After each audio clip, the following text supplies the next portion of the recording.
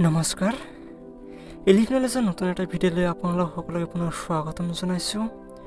আমি ইয়াৰে আগৰ পাৰ্টটোত আলোচনা কৰিছোঁ ইউনিভাৰ্চেলাইজেশ্যন অফ এলিমেণ্টাৰী এডুকেশ্যনৰ কনচেপ্ট, গোপাল কৃষ্ণ গোখলেৰ অৱদান আৰু ৮৬তম সংবিধান সংশোধনীৰ বিষয়ে আমি বিতংকৈ আলোচনা কৰিছোঁ। তো এইটো ভিডিঅ'ত আলোচনা কৰিম আমি কিছুমান প্ৰচেষ্টা আমাৰ চেণ্ট্ৰেল গভৰ্ণমেণ্টৰ দ্বাৰা আৰু বিভিন্ন পলিচিৰ দ্বাৰা প্ৰয়াস কৰা হৈছিলে যে আমি ভাৰতবৰ্ষত ইউনিভাৰ্চেলাইজেশ্যন অফ এলিমেণ্টাৰী এডুকেশ্যনৰ কাৰণে আমাৰ এই প্ৰাথমিক শিক্ষাক সাৰ্বজনীন কৰাৰ কাৰণে বিভিন্ন সময়ত বিভিন্ন পদক্ষেপ হাতত লোৱা হৈছিলে, বিভিন্ন পলিচি অনা হৈছিলে। তো সেই বিষয়ে আমি আলোচনা কৰিম যে ভাৰত চৰকাৰে কেতিয়া আৰু কি পদক্ষেপ লৈছিলে, কি পলিচি আনিছিলে। তো সেই বিষয়ে আজি আমি আলোচনা কৰিম। তো বন্ধু বান্ধৱীসকল, যদি আপুনি ফাৰ্ষ্ট পাৰ্টটো চোৱা নাই তেনেহ'লে ডেছক্ৰিপশ্যনত ইয়াৰ লিংক পাই যাব। সেই লিংকেদি গৈ আপুনি ফাৰ্ষ্ট পাৰ্টটো চাই ল'ব। তো এইটো হৈছে দ্বিতীয় পাৰ্ট। ছেকেণ্ড পাৰ্টত আমি আলোচনা কৰিম বিভিন্ন পলিচি আৰু প্ৰগ্ৰামৰ বিষয়ে। তো ভিডিঅ'টো আৰম্ভ কৰাৰ আগতে আপোনালোকসকলে এটা সৰু অনুৰোধ, যদি ভিডিঅ'টো ভাল লাগে তেনেহ'লে নিশ্চয় লাইক কৰিব, আৰু যদি চেনেলটো নতুনকৈ আহিছে তো চেনেলটো ছাবস্ক্ৰাইব কৰি ল'বলৈ নাপাহৰিব। তো বন্ধু বান্ধৱীসকল, বলক আমি ভিডিঅ'টো আৰম্ভ কৰোঁ। বিভিন্ন পলিচি আৰু প্ৰগ্ৰামৰ বিষয়ে আলোচনা কৰাৰ আগতে আমি তিনিটা বস্তুৰ বিষয়ে আলোচনা কৰিবলৈ গৈ আছোঁ যে আমাৰ যি সাৰ্বজনীকৰণৰ ব্যৱস্থা, এই প্ৰাইমাৰী এডুকেশ্যনক যদি আমি সাৰ্বজনীন কৰিব বিচাৰোঁ তেনেহ'লে আমাক তিনিটা দিশত অতিকৈ গুৰুত্ব দিব লাগিব। তো ইয়াৰে প্ৰথমটো আছিল ইউনিভাৰ্চেল প্ৰভিজন, অৰ্থাৎ সাৰ্বজনীন ব্যৱস্থা কৰা, সকলোৰে বাবে শিক্ষাৰ ব্যৱস্থা কৰিবলৈ আমাক পোনপ্ৰথমতে স্কুল স্থাপন কৰিব লাগিব, বিদ্যালয় স্থাপন কৰিব লাগিব। আৰু সেই সময়ৰে পৰাই বিদ্যালয় স্থাপনৰ ওপৰত গুৰুত্ব দিয়া হৈছিলে। আৰু আমি যদি এই ইউনিভাৰ্চেলাইজেশ্যন অফ এলিমেণ্টাৰী এডুকেশ্যনত সফল হ'ব বিচাৰোঁ তেনেহ'লে আমাক প্ৰয়োজন অনুসৰি বিদ্যালয় স্থাপন কৰিবই লাগিব। দ্বিতীয়তে ইউনিভাৰ্চেল এনৰলমেণ্ট, অৰ্থাৎ সকলোকে ইয়াত নিয়োগ কৰিব লাগিব, সকলোকে ইয়াত অন্তৰ্ভুক্ত কৰিব লাগিব, কোনো ছাত্ৰ ছাত্ৰী যাতে বাদ নপৰে। ৬ বছৰৰ পৰা ১৪ বছৰৰ সকলো ছাত্ৰ ছাত্ৰীকে ধৰ্ম, বৰ্ণ, ভাষা নিৰ্বিশেষে ধনী দুখীয়া সকলো বাদ দি আমি সকলোকে আমাৰ বিদ্যালয়সমূহত আহিবলৈ দিব লাগিব, সকলোকে তালিকাভুক্ত কৰিব লাগিব, সকলোকে এডমিশ্যন দিব লাগিব। তেতিয়াহে আমি এই প্ৰাথমিক শিক্ষাৰ ক্ষেত্ৰত সাৰ্বজনীন যি লক্ষ্য সেয়া লাভ কৰিব পাৰিম। আৰু ইয়াৰ তৃতীয়টো হৈছে ইউনিভাৰ্চেল ৰিটেনশ্যন, অৰ্থাৎ সকলো ছাত্ৰ ছাত্ৰীক কেৱল এডমিশ্যন দিলেই নহ'ব, সিহঁতে যে এডমিশ্যন লৈছে কিবা শিকাৰ কাৰণে তাৰ কাৰণে ব্যৱস্থা কৰিব লাগিব, যাতে ছাত্ৰ ছাত্ৰীয়ে এডমিশ্যন লৈ আৰু ইয়াৰ পৰা গুচি নাযায় বা ৱেষ্টেজ নহয়, অৰ্থাৎ অপচয় নহয়, তাৰ প্ৰতি আমাৰ ধ্যান ৰাখিব লাগিব। তো সিহঁতৰ কমপ্লিট নোহোৱালৈকে, সিহঁতৰ যি প্ৰাইমাৰী এডুকেশ্যনৰ ডিউৰেশ্যন সেইটো কমপ্লিট নোহোৱালৈকে সিহঁতক স্কুলত ৰখাৰ ব্যৱস্থা কৰিব লাগিব। তেতিয়াহে আমি এই প্ৰাথমিক শিক্ষাৰ ক্ষেত্ৰত সাৰ্বজনীন যি লক্ষ্য সেয়া লাভ কৰিব পাৰিম। তো বন্ধু বান্ধৱীসকল, এইখিনি আছিলে ষ্ট্ৰেটেজিয়ে ক'ব পাৰি বা ষ্টেজে ক'ব পাৰি ইউনিভাৰ্চেলাইজেশ্যনৰ। তো বলক এতিয়া আমি কিছুমান প্ৰগ্ৰাম আৰু পলিচিৰ বিষয়ে আলোচনা কৰি যিবোৰ প্ৰগ্ৰাম আৰু পলিচিৰ দ্বাৰা ইণ্ডিয়ান গভৰ্ণমেণ্টে প্ৰাথমিক শিক্ষাক সাৰ্বজনীন কৰাৰ কাৰণে প্ৰয়াস কৰি আহিছে। প্ৰাথমিক শিক্ষাক সাৰ্বজনীন কৰাৰ লক্ষ্যৰে ভাৰত চৰকাৰে বিভিন্ন সময়ত বিভিন্ন স্কিম বা প্ৰগ্ৰাম গ্ৰহণ কৰি আহিছে। তো ইয়াত আপোনালোকৰ কাৰণে অতি গুৰুত্বপূৰ্ণ 8টা স্কিম বা প্ৰগ্ৰামৰ বিষয়ে আলোচনা কৰি আছোঁ। তো ইয়াৰে প্ৰথমতে হৈছে আৰ্টিকল 45, যিটো আৰ্টিকলে কৈছে ফ্ৰী এণ্ড কম্পালচৰি এডুকেশ্যন। আমাৰ কনষ্টিটিউশ্যনৰ আৰ্টিকল 45এ এক গুৰুত্বপূৰ্ণ ভূমিকা গ্ৰহণ কৰিছে এই ইউনিভাৰ্চেলাইজেশ্যন অফ এলিমেণ্টাৰী এডুকেশ্যনৰ ক্ষেত্ৰত। দ্বিতীয়তে অপাৰেশ্যন ব্লেকবোৰ্ড, যিটো 1987 চনত গ্ৰহণ কৰা হৈছিলে। তৃতীয়তে নেশ্যনেল লিটাৰেচি মিছন 1988 চনত গ্ৰহণ কৰা হৈছিলে। চতুৰ্থতে ডিষ্ট্ৰিক্ট প্ৰাইমাৰী এডুকেশ্যন প্ৰগ্ৰাম, যাক DPEP বুলি কোৱা হয়, এইটো 1994 চনত গ্ৰহণ কৰা হৈছিলে এই ইউনিভাৰ্চেলাইজেশ্যন অফ এলিমেণ্টাৰী এডুকেশ্যনৰ লক্ষ্যৰে। ঠিক তেনেদৰে মিড ডে মিল স্কিম, আমি যেতিয়া দুপৰীয়া আহাৰ যিটো দিয়াৰ ব্যৱস্থা সেইটো 1995 চনত গ্ৰহণ কৰা হৈছিলে। ঠিক তেনেদৰে 6 নম্বৰ দি আছে সৰ্বশিক্ষা অভিযান, এইটোৰ বিষয়ে নিশ্চয় সকলোৱে গমে পায়, 2001 চনত এইটো গ্ৰহণ কৰা হৈছিলে। ঠিক তেনেদৰে 7 নম্বৰত আছে স্বাক্ষৰ ভাৰত, 2009 চনত এইটো প্ৰগ্ৰাম গ্ৰহণ কৰা হৈছিলে। আৰু 8 নম্বৰত আছে ৰাইট টু এডুকেশ্যন এক্ট 2009, অৰ্থাৎ আপোনালোকে নিশ্চয় গমে পায় ফাণ্ডামেণ্টেল ৰাইটৰ কাৰণে যি ৰাইট গ্ৰহণ কৰা হৈছিলে, ৰাইট টু এডুকেশ্যন এক্ট 2009, এইটো এক বৃহৎ এক্ট আমাৰ এই এলিমেণ্টাৰী এডুকেশ্যনৰ ক্ষেত্ৰত। তো এইকেইটা প্ৰগ্ৰাম আমাৰ গভৰ্ণমেণ্টে গ্ৰহণ কৰিছিলে ইউনিভাৰ্চেলাইজেশ্যন অফ এলিমেণ্টাৰী এডুকেশ্যনৰ কাৰণে, অৰ্থাৎ প্ৰাথমিক শিক্ষাক সাৰ্বজনীন কৰাৰ উদ্দেশ্যে এনেকুৱা প্ৰগ্ৰামবোৰ গ্ৰহণ কৰি আছে। তো বলক আমি এইবোৰৰ বিষয়ে অলপ চমুকৈ আলোচনা কৰোঁ।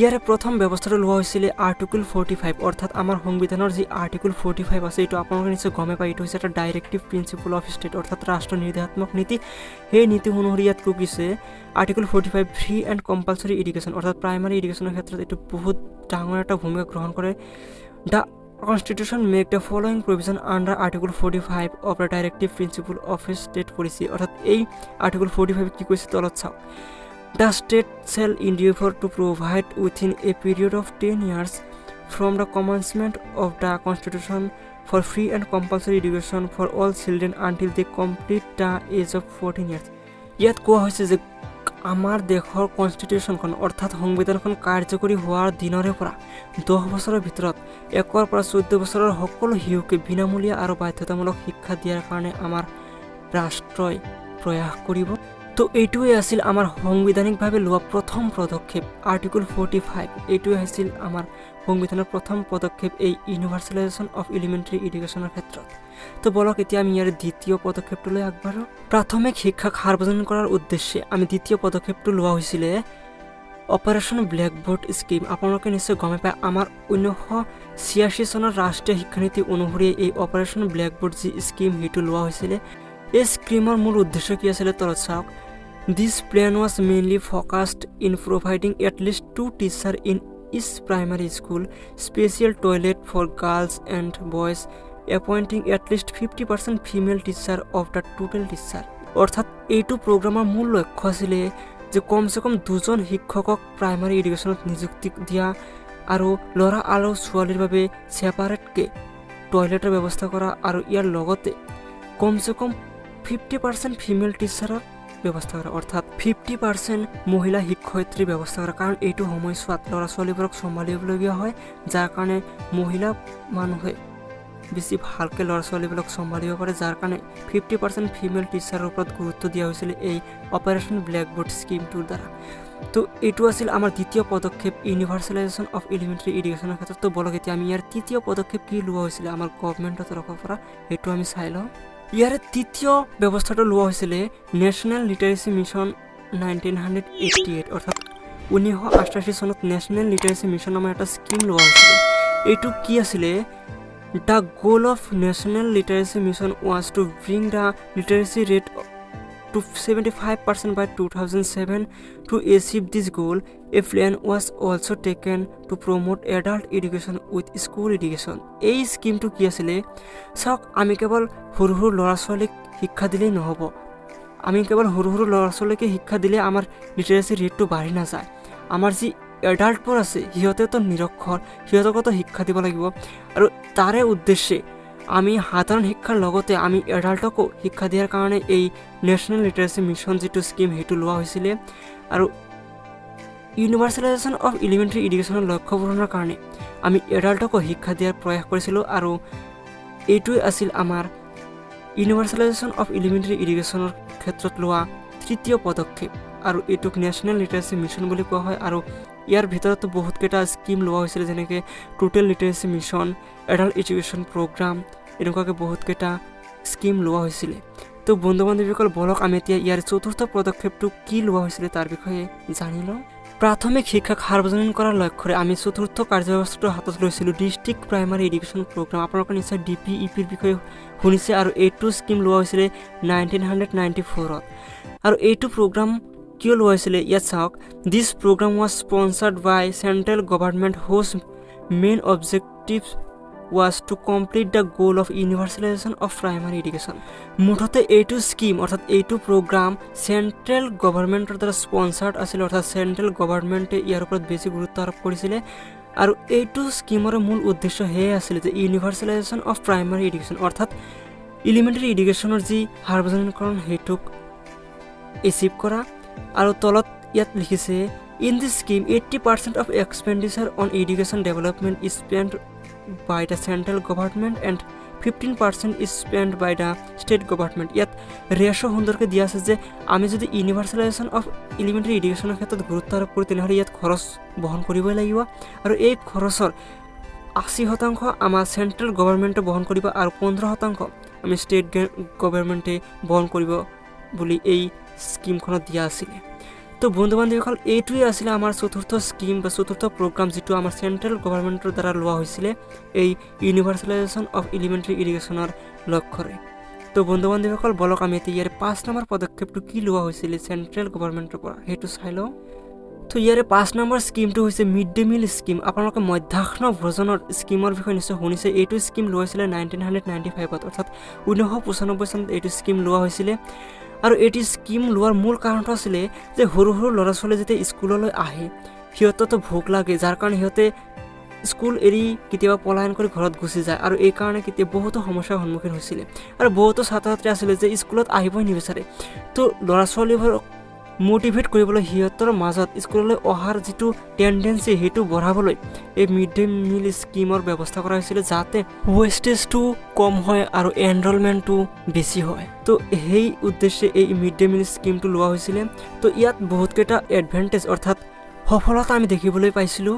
যেনে প্ৰথম সফলতা increase the enrolment of student in primary education অৰ্থাৎ প্ৰাথমিক শিক্ষাৰ প্ৰতি ল'ৰা ছোৱালীৰ যি অহাৰ যি ধাউতি সেইটো বৃদ্ধি হৈছিলে, ল'ৰা ছোৱালীৰ যি ৰেজিষ্টাৰ নাম বঢ়োৱা সেইবোৰ বেছি হৈছিলে। ঠিক তেনে দ্বিতীয়তে হৈছিল help to retain the student in the স্কুলত ছাত্ৰ ছাত্ৰীসকলক ৰখাৰ কাৰণে এই মিড ডে মিল স্কিমে হেল্প কৰিছিলে। ঠিক তেনেদৰে decrease tendency to leave the school অৰ্থাৎ স্কুলৰ পৰা যি পলায়নৰ যি টেণ্ডেঞ্চি অৰ্থাৎ যি প্ৰৱণতা আছিল সেইটো ৰোধ কৰাত এই মিড ডে মিল স্কিমে হেল্প কৰিছিলে। ঠিক তেনেদৰে ষ্টুডেণ্ট ষ্টাৰ্টেড এট্ৰাক্টিং টাৱাৰ্ডছ স্কুল অৰ্থাৎ স্কুলৰ প্ৰতি ছাত্ৰ ছাত্ৰীসকল অলপ আকৰ্ষিত অনুভৱ কৰিছিলে, কাৰণ ইয়াত খাদ্য দিয়া হয়। বহুত ছাত্ৰ ছাত্ৰী পঢ়িবলৈ নাহিলেও খোৱাৰ লোভতে এই স্কুলত আহিছিলে।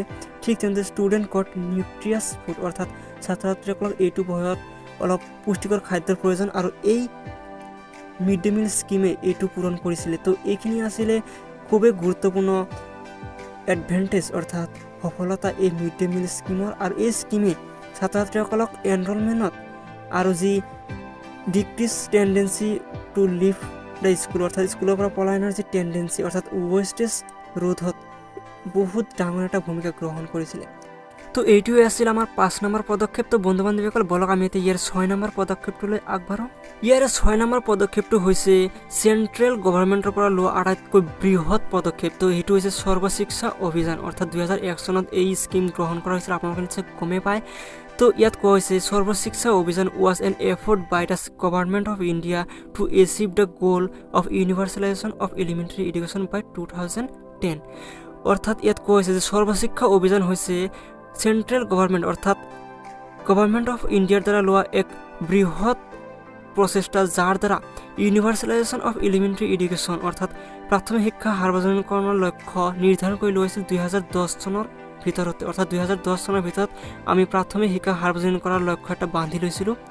The main objective of this program is to enrol all children in the school by 2003 অৰ্থাৎ 2003 চনৰ ভিতৰত সকলো ছাত্ৰ ছাত্ৰীকে স্কুলত ভৰ্তি কৰোৱাৰ এটা নিৰ্দিষ্ট লক্ষ্য বান্ধি লোৱা হৈছিল। All of those children were to complete their primary education by the year 2007 and by 2010 all of them had to complete elementary education up to class 8 অৰ্থাৎ ইয়াত কোৱা হৈছে যে এই সকলো ছাত্ৰ ছাত্ৰীয়ে যি প্ৰাইমাৰী এডুকেশ্যন সেইটো 2007 চনৰ ভিতৰত আৰু যিসকলে আপাৰ প্ৰাইমাৰীত আছে সিহঁতক 2010 চনৰ ভিতৰতে সিহঁতৰ যি এলিমেণ্টাৰী এডুকেশ্যন সেয়া সম্পূৰ্ণ কৰাৰ লক্ষ্য যি সেয়া বান্ধি লোৱা হৈছিলে।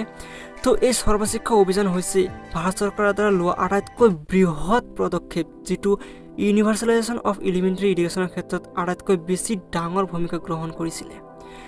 তো বলক এতিয়া আমি ইয়াৰে 7 নম্বৰ পদক্ষেপটোলৈ আগবাঢ়োঁ। ইয়াৰে 7 নম্বৰ প্ৰগ্ৰামটো খুবেই গুৰুত্বপূৰ্ণ, সেইটো হৈছে স্বাক্ষৰ ভাৰত 2009 চনত এই স্বাক্ষৰ ভাৰত প্ৰগ্ৰামটো গ্ৰহণ কৰা হৈছিলে। আৰু ইয়াত কৈছে this program can be set upgrade version of TLM অৰ্থাৎ total literacy mission 1988 new form of Saakshar Bharat was started in September 2009 ইয়াত কোৱা হৈছে যে আমি যি টোটেল লিটাৰেচি মিছন বা নেশ্যনেল লিটাৰেচি মিছন যি স্কিম লোৱা হৈছিলে 1988 চনত সেইটোৰে আপগ্ৰেড ভাৰ্চন অৰ্থাৎ অলপ উন্নতমানৰ পদক্ষেপ বুলিয়ে ক'ব পাৰি এই স্বাক্ষৰ ভাৰত মিছনটোক।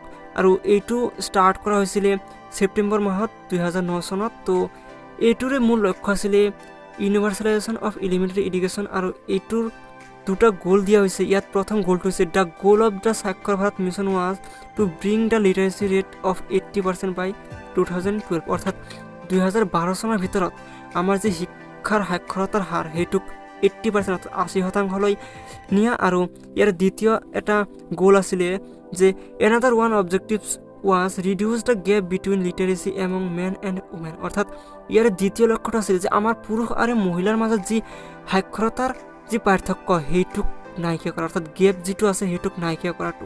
এইটো হৈছে স্বাক্ষৰ ভাৰত এই স্কিমৰ দ্বিতীয় এটা লক্ষ্য। তো এই স্কিমটো বহুতেই গুৰুত্বপূৰ্ণ। এইটো কেৱল প্ৰাইমাৰী লেভেলৰে নহয়, এইটো আমাৰ যি এডাল্ট এডুকেশ্যন সেইটোৰ ক্ষেত্ৰতো বহুত ডাঙৰ এটা ভূমিকা গ্ৰহণ কৰিছিলে। তো বলক আমি ইয়াৰে 8 নম্বৰ প্ৰগ্ৰামটোলৈ আগবাঢ়ো, যিটো আমাৰ চেণ্ট্ৰেল গভৰ্ণমেণ্টৰ দ্বাৰা লোৱা আন এটা খুবেই বৃহৎ পদক্ষেপ। প্ৰাথমিক শিক্ষাক সাৰ্বজনীন কৰাৰ উদ্দেশ্যে 2009 চনত আৰু এটা স্কিম গ্ৰহণ কৰা হৈছিলে, যিটো এই প্ৰাথমিক শিক্ষাক সাৰ্বজনীন কৰাৰ ক্ষেত্ৰত বিশেষ ভূমিকা গ্ৰহণ কৰিছে। তো সেই স্কিমটো হৈছে ৰাইট টু এডুকেশ্যন এক্ট 2009। আপোনালোকে এইটো স্কিমৰ বিষয়ে নিশ্চয় গমেই পাইছে। এইটো এটা বহুত ডাঙৰ স্কিম, যিটোৱে এই প্ৰাথমিক শিক্ষা সাৰ্বজনীন কৰাৰ ক্ষেত্ৰত বহুত ডাঙৰ এটা ভূমিকা গ্ৰহণ কৰিছে। ইয়াত কোৱা হৈছে as per right to education act 2009, every child of age 6 to 14 years has to the right to free and compulsory education till completion of elementary education in a neighborhood school। ইয়াত কোৱা হৈছে যে ৰাইট টু এডুকেশ্যন এক্ট অনুসৰি 6 বছৰৰ পৰা 14 বছৰৰ সকলো শিশুৰে মুক্ত অৰ্থাৎ বিনামূলীয়া আৰু বাধ্যতামূলক শিক্ষা লোৱাটো হৈছে এটা সিহঁতৰ অধিকাৰ। আৰু এই স্কিমটোৱে এই এলিমেণ্টাৰী এডুকেশ্যনৰ যি ইউনিভাৰ্চেলাইজেশ্যনৰ যি গ'ল এইটো এচিভ কৰাটো বহুত ডাঙৰ ভূমিকা গ্ৰহণ কৰিছে। তো বন্ধু বান্ধৱীসকল, চেণ্ট্ৰেল গভৰ্ণমেণ্টৰ পৰা লোৱা বিভিন্ন প্ৰগ্ৰাম আৰু পলিচিবোৰৰ ভিতৰত এইখিনি আছিল মূল পলিচি, যিকেইটা পলিচি প্ৰাথমিক শিক্ষাক সাৰ্বজনীন কৰাৰ ক্ষেত্ৰত এক বিশেষ ভূমিকা গ্ৰহণ কৰি আহিছে। তো ইয়াৰ পিছতো আমাৰ 2020 যি নিউ এডুকেশ্যন পলিচি হ'ল, ইয়াতো হয়তো আমাৰ এই প্ৰাথমিক শিক্ষাৰ ক্ষেত্ৰত গুৰুত্ব আৰোপ কৰিছে। সেই বিষয়ে আমি পৰৱৰ্তী পাৰ্টত আলোচনা কৰিম। তো আজি আলোচনা কৰিলোঁ কেইটামান গুৰুত্বপূৰ্ণ প্ৰগ্ৰাম যিকেইটা চেণ্ট্ৰেল গভৰ্ণমেণ্টৰ দ্বাৰা স্পনচাৰ্ড হয়, আৰু এইকেইটাই আমাৰ ইউনিভাৰ্চেলাইজেশ্যন অফ এলিমেণ্টাৰী এডুকেশ্যনৰ ক্ষেত্ৰত বিশেষ ভূমিকা গ্ৰহণ কৰি আহিছে। তো এইকেইটা স্কিমৰ পৰা বিভিন্ন কুৱেশ্যন আহিয়ে থাকে গুৱাহাটী বিশ্ববিদ্যালয়ৰ বিএড এণ্ট্ৰেঞ্চত। তো আপোনালোকক ভালকৈ চোৱা অতিকৈ আৱশ্যক। মই অলপ থুলমূলকৈ আলোচনা কৰিছোঁ যে প্ৰাথমিক শিক্ষা সাৰ্বজনীন কৰাৰ ক্ষেত্ৰত কেনেকুৱা প্ৰগ্ৰাম বা পলিচি গ্ৰহণ কৰিছে সেই বিষয়ে আলোচনা কৰিছোঁ। তো বন্ধু বান্ধৱীসকল, এইখিনি আছিল আজিৰ আলোচ্য বিষয়। ইয়াৰে পৰা গুৰুত্বপূৰ্ণ প্ৰশ্ন যিবোৰ হ'ব পাৰে আপোনালোকে নিশ্চয় লিখি ল'ব। কোনটো স্কিম কেতিয়া গ্ৰহণ কৰা হৈছিলে, কোনটো স্কিমৰ লক্ষ্য কি আছিলে, সেইবোৰৰ বিষয়ে জনাটো অতিকৈ আৱশ্যক। তো বন্ধু বান্ধৱীসকল, আশা কৰোঁ আপোনালোকে সুন্দৰকৈ বুজি পাইছে আমাৰ প্ৰাথমিক শিক্ষা সাৰ্বজনীন কৰাৰ ক্ষেত্ৰত কেনেকুৱা পদক্ষেপ গ্ৰহণ কৰা হৈছিলে সেই বিষয়ে সুন্দৰকৈ বুজি পাইছে। তো পৰৱৰ্তী পাৰ্টত কিছুমান প্ৰশ্নৰ বিষয়ে আলোচনা কৰিম এই ইউনিভাৰ্চেলাইজেশ্যন অফ এলিমেণ্টাৰী এডুকেশ্যনৰ বিষয়ে। তো নিশ্চয় লগ পাম পৰৱৰ্তী পাৰ্টত। আজিলৈ বিদায় লৈছোঁ, ধন্যবাদ।